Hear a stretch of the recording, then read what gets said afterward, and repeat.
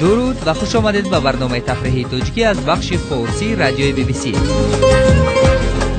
18 اکتبر در بنای سابق سینماخانه تاجیکستان که به خاطر جشن فلک دوباره تعمیر شده و اکنون نام کاخ تاجیکستان را به خودش گرفته است، دومین جشنواره بین المللی فلک برگزار شد.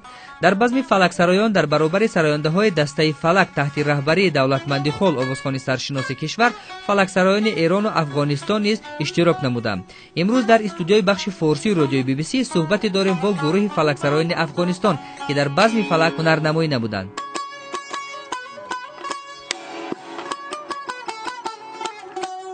پیش از اینکه عرض ادب کنم با شما آقای زیورشاه، ما از شما سپاسگزاری میکنم که همیشه در قضایای ملت ما، در قضایای زبان و فرهنگ ما همیشه شما همکاری کردین. درود بخوان برای سرزمین ملت تاجیکستان و تاجیکان جهان. پیش از اینکه ما شما را شناس کردم میخوایم که رسمی اینا را به شما معرفی کنم. بله. جناب محترم آقای باودین از ولایت بلخ، البته ولایت بلخ بهتر شما خوبتر میدونین که یکی از وارثین و پیروان حضرت مولانا جلال الدین بلخی اینا مکتبش امروز دنبال میکنن. بعدن دوست گرامی ما که آقای طلا محمد تخاری که از ولایت تخار هستند، اینا هم موقعیت خاص در مابین مردم ما دارن، بیشتر به فرهنگ و عنعنات کشور سازگار هستند، مردم زیاد دوستشون دارن. آقای میبلای رستاقی دوست بسیار نزدیک من است که از ولسوالی رستاق هستند، چون در برنامه شما زیاد علاقمند بود، بسیار زیاد کوشش کرد که بعد شما را از نزدیک ببینه. بیشتر شما از ما سوال کردین چطور شما از کانادا آمدین. این سرزمین ما هست، این سرزمین تمام تاجیکان جهان است. ما با افتخار میبالیم وقتی که جناب امام علی رحمان در تالار در جشن فلک با افتخار از جاش لطف کردن، صحبت کردن و این دوستای ما را که از ولایت تخار و از ولایت بلخ آقای باودین طلب کردن، این برای ما یک افتخارات بسیار بزرگ است. ما در قضای تاجیکستان بیگانه نمیدانیم. این سرزمین افغانستان است، تمام تاجیکان جهان هستند. تاجیکایی که در اینجا زندگی میکنه البته اینا عضو فامیل خانواده‌ای ما هستند. ما در قضای هیچ وقت بی تفاوت نمودیم. زمان که صحبت میکنیم از مولانا یاد میکنیم، از حضرت رودکی صحبت میکنیم، بدیل و فردوسی و جامی. وقتی که رودکی میگه با شعر شیرینش بوی جوی ملیان آیت امه، یادی یاری مهربان آیات امه، این یارایی بوده که به خاطر حضرت رودکی، به خاطر دوستان تاجیکش، به خاطر سرزمین پر افتخار تاجیکا در سرزمینی که هستند اینجا هر گوشه و کنار تاجیکستان پر از دنیای افتخار و تاریخ است. ما با افتخار میبالم، ما خدایی است نمیکنم که ما از جای دیگری هستم. از گلشن تو دسته گل میچینم، آن را بدهم به یاری گل پیرهنم.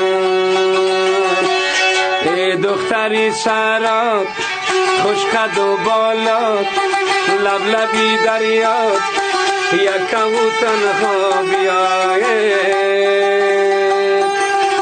این گشت و گذار مزمتا سیل لالزار مزمتا، این گشت و گذار مزمتا سیل لالزار مزمتا.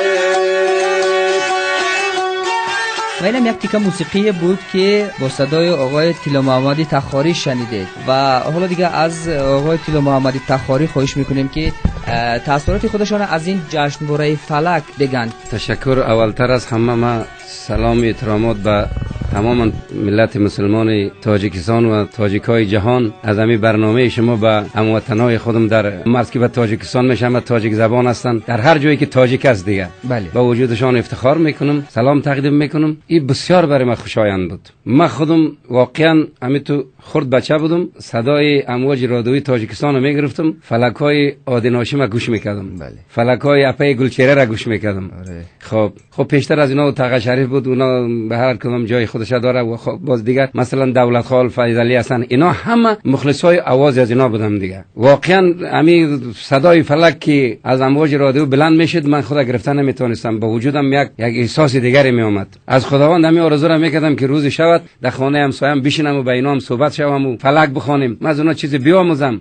خوش وقتانه امروز من خوش شدم که جناب رئیس جمهور تاجیکستان بسیار لطف مهربانی کردن، برای فلک نوازای زمینه را مساعد ساختن که ما را از افغانستان دعوت کردن. ما اینجا آمدیم فلک سردیم، از فلکای ای برادرای تاجیکی که همسایه ما بود از اینا لذت بردیم، بسیار برای ما پر افتخار بود. خب شما که در افغانستان به جز آوازخوانی و به جز فلک سرایی بازم یک پیشه دیگری هم دارید یا که نه تنها آوازخوانی میکنید؟ بله، ما نجارم هستم، بنام هستم، فلک سرایی چی که ما ازبکی میخوانم، ایرانی میخوانم، تاجیکی میخوانم، یگان جایی که چی باشد پشتو هم یگان تا میخوانم. با تماما هر هنرمندی که هر شنونده که از ما بخواه با مو زبان با مو لهجه براش آواز میخوانم، چون که فلک خوانی یک خواست خودم بوده دیگه. خودم دیگه علاقمند هستم که اگر کسی مرا یک چیزی دیگر نگه تا صبح باید فلک بخوانم خودم. آقای موملی رحمان، فلک خوانی شما دیگه خیلی خوشش اومد و بعدش هم یک صحبت بود اونجا که از شما خواهش کرده بود که یک چیز دیگه اجرا بکنید. خب تشکر. البته ما خاک پای کلی فلک خوان هستم، فلک خوانم دیگه خودم احساس نمیکنم اینقدر چی نمیکنم. البته لطف مهربانی خود جناب رئیس جمهور بوده، به صفت یک فرزند تاجیک مرا در اینجا دیگه تشویق کردن، سر ما دستکشی کردن. این البته ای کاملا دیگه یک لطف مهربانیشان بوده. البته او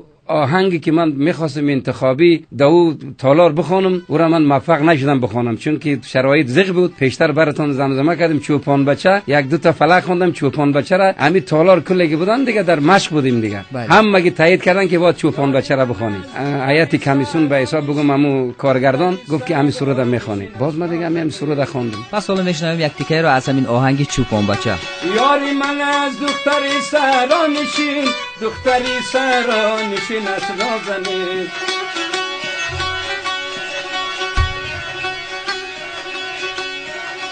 ای جان و دلم بسته بگی سوی و میچرانم رم را در عشق او. جان و دلم بسته بگی سوی و میچرانم رم را در عشق او. این منم چوپان بچه ای نینواد، با نوایی نیکنم راز و نیاد. رای من دور و دراز است و دراز، رای من دور و دراز است و دراز. ای خداوندی کریمی بنیاد، ای خداوندی کریمی بنیاد. و در صحبت ما بازم هستن ستاره نواز خیلی ماهر، ستاره نوازی که خیلی چیره دست هستن و یک تک نوازی که اینجا برای ما هم اجرا کردن و در ادامه صحبت امروز هم حتما براتون اون تک نوازی رو پخش خواهیم کرد. آقای بهاءالدین عظیم، خب دیگه برداشت شما از اون جشنواره و از نگاه شما جشنواره خوبه بود. غلام بهاءالدین عظیمی نام است. دیگه ایتالیا بودیم، اروپا رفتیم، فرانسه رفتیم، دیگه چی ده ایالان رفتیم، بلژیم رفتیم، اسپانیا رفتیم، این مملکت‌ها رفتیم، دم جشن‌هاشون رو تیر کردیم. ازبکستان خو یک تقریبا 5 دفعه 6 دفعه برای کنسرت آمدیم. مسکو رفتیم، اینجا تابل نیده بودیم. تاجیکستان اولین دفعه است که ما تاجیکستان. بابا ببینید نه تمام گوشه دنیا را گشتن اما همسایه دربدر خود کنید. و قسمت البته آب دانه نصیب نبود. حالا که وقتی آب دانه ما میجه بیشتر از چی خوشتون آمد؟ ما این مردم تاجیک بسیار خوشم آمد، بسیار ما را استقبال کردن، مرا بسیار تشویق کردن. ما از این مردم بسیار خوش شدیم و خوش هستیم. خدا همیشه وقت ما را میجه بخیر بیاره یا بیان بخیر در افغانستان برای کنسردا. آقای بهاءالدین، این ساز موسیقی که حالا دیگه در دست شما هست در تاجیکستان هم اسمش ستار میگن. نه این تنبور است. تنبور است. ولی تنبور است. تنبور غیر در افغانستان در هیچ دنیای دیگه نیست. ما رفتیم تمام دنیا را سعی کردیم گشتیم، لکن تنبور در افغانستان جور میشه دیگه جایی. و حتی پرده هایی که اونم جور میشد کاملا دیگه تفاوت دارد از پرده های تفاوت داره. سیماش تفاوت داره، پردهش تفاوت داره، خود تنبور تفاوت داره، هم شکلش و هم حجمش. بله هر کدام چیزش تفاوت داره. او علایده چیز است، یک کیف دیگه او خود از او داره، دیگه کیف داره. حالا دیگه در همین برنامه‌ای که اینجا داشتید این سازهای تاجیکی رو دستتون گرفتید که همچون دیگه موسیقی نواز راحت دیگه بتونه که یک چیز بگیره بنوازه که ببینیم که صدای این چه جوری است. شما این سازهای تاجیکی رو گرفتید نواختید، موسیقی صدای اونا چه جوری است؟ مردم خوبش است، به حساب تاجیکی بسیار خوبش هستن. ما به حساب خودشان، ما به حساب باز یک حساب طور است که از ما باز حساب افغانستان کرد، باز چیزاش تغییر داره. یک نغمه و گپ سخن ایجا که از دیگه فقط کلگیش یک نواخت میکنن دیگه. آره خود همین کنسرت که ما اینجا سیر کردیم همین مردم بسیار خوش شدن، گفتنی عجب چیز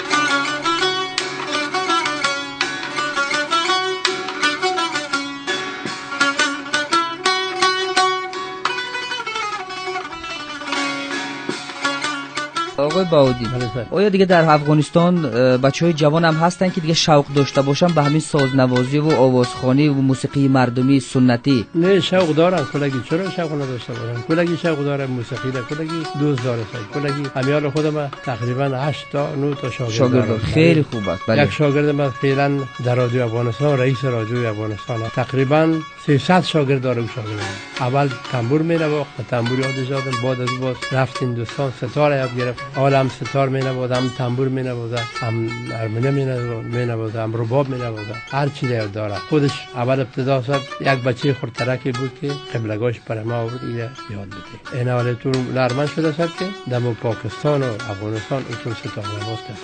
خب دیگه از استادش که یاد داره که استادش کی هست ذکر میکنه.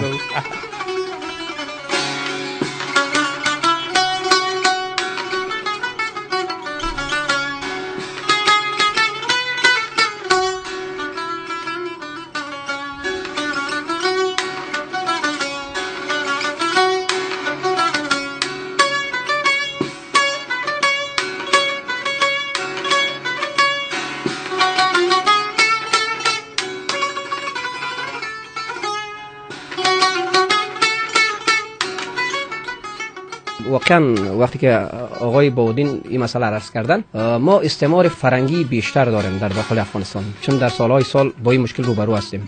هر گوشه و کناری بدخشان، هر گوشه و کناری تخار، رستاق، مزار، ایرات، هر گوشه و کنارش تمدن است، افتخارات سرزمینی تاجکان است. ما هیچ وجه در افغانستان موسیقی تاجکستان بیشتر مردم علاقه میکنن، بیشتر مردم میپسندن. چون وقتی که من مادر میگم یک تاجک اصیلی من مادر میگه، وقتی که من پدر میگم اینم پدر میگه. چون ما در گذشته‌های تاریخی خیلی مشکلات داشتیم. خوشبختانه که امروز مردای قهرمان پیدا شدن از افتخارات ما. وقتی که روزی مولانا را تجلیل کردن، وقتی که روزی حضرت رودکی را تجلیل کردن، بیش از 6 بیگاه در دفتر ملل متحد جناب محترم آقای بیانکومون گفت از شعر رودکی باید مردم پند عبرت بگیرن، باید درسی از اینا بخونن. واقعا گفت مردی بوده که در تاریخ نظیر خود نداشته. کسی که در اونجا رئیس سازمان ملل، کمیشنری سازمان ملل متحد در دفتر نیویورک که در اونجا دفتر سازمان ملل متحد است، در اونجا گفت آقای بیانکومون که بله واقعا شعر رودکی شعری است. مولانا با 50 زبان امروز کتاباش چاپ شده. این هم افتخار تمام تاجکان است. البته آقای باودین کسی است که مکتب مولانا را امروز دنبال میکنه و همچو آقای طلاحمد تخاری. در این وقتا مردم خود متوجه شدن که اصلا موسیقی اصلی مادری افغانی واقعا جای خاص خود داره. ما زمین تو نتیجه میگیریم که زمین جشن فلک نوازان انشالله ایره ادامه بتن، آواز فلک در فلک میرسه. ای دختری سرات خوش قد و بالات، لبلبی دریات یکم و تنها بیایه، گشت و گذار مزمتا سیل لالزار مزمتا، این گشت و گذار مزمتا سیل لالزار مزمتا.